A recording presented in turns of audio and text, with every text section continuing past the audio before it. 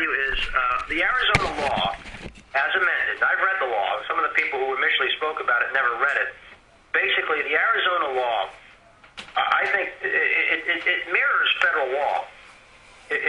What I'm saying there is that we have a program in Washington called the 287G program, where ICE, Immigration Customs Enforcement, we will actually train local law enforcement to enforce federal immigration law.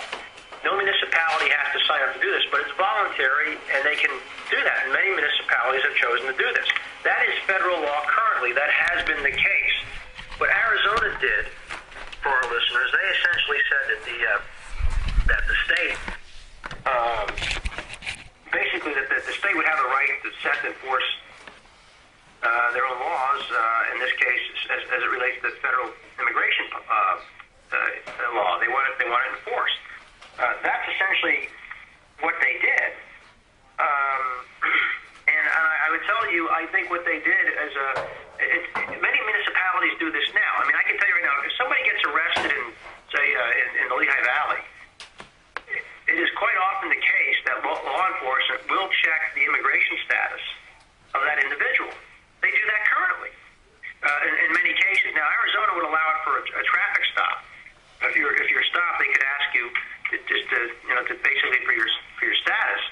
Long and short of it is the law too, as I understand it in Arizona, does basically there's specific prohibitions, and I read it. There are like 4 or 5 sections there where they prohibit any type of profiling based on race, color, national origin, etc. So I would tell you is that I think this is a huge mistake for the federal government to be suing Arizona.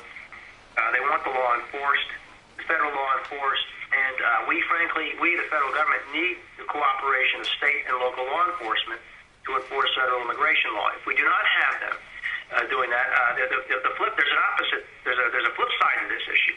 The flip side being there are municipalities like San Francisco and LA where they have what we call sanctuary cities, where the local city fathers and mothers, council and mayors, they essentially either restrict or prohibit or discourage local law enforcement from cooperating with ICE, Immigration Customs Enforcement, and basically don't want to cooperate. And I just think that's unacceptable too, because the situation in Newark, New Jersey, which is one of those sanctuary cities, they ended that policy after 3 students were murdered by a guy who was in the country illegally, who had been arrested and was out on bail on crimes against children.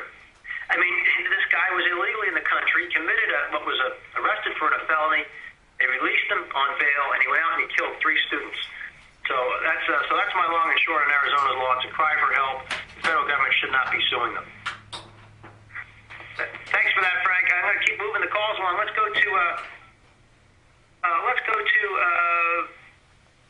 to Jeffrey in Allentown. Hi, Jeffrey. Good evening, Congressman Dan. Hey, Jeff, before you make a comment, I was just going to ask if anybody wants to ask a question or make a comment, please press *3 on your telephone, *3 on your telephone. Again, this is Congressman Charlie Dent calling you from Washington as part of the Tele-town Hall meeting. Go ahead, Jeff. Congressman Dan, where do you stand on extending unemployment benefits? I have voted to extend unemployment benefits as recently as 2 weeks ago. I do support it. I would prefer that we take the money from unspent stimulus dollars. I'd rather take the money from there to pay for it, but I do support the extension retroactive to June the 2nd. And so, because a lot of people, let's face it, a lot of people out there are hurting right now. A lot of them have been laid off, and people are eligible for unemployment benefits, and most people. I saw this over the weekend at the job fair. Most of the people out there, I believe, who are unemployment are really trying to find a job and want to get off. So we're going to have to do what we can to help them as best we can. But right now, a person is currently eligible when you count all the tiers up with the emergency aid up to about 99 weeks. Okay. Very good, Jeff. Thanks for that comment. Thanks for your call. Let's go to Greg. Greg is in the Bethlehem area. Yeah, hi, Congressman. I'm in Bethlehem, Pennsylvania, and I I just wanted to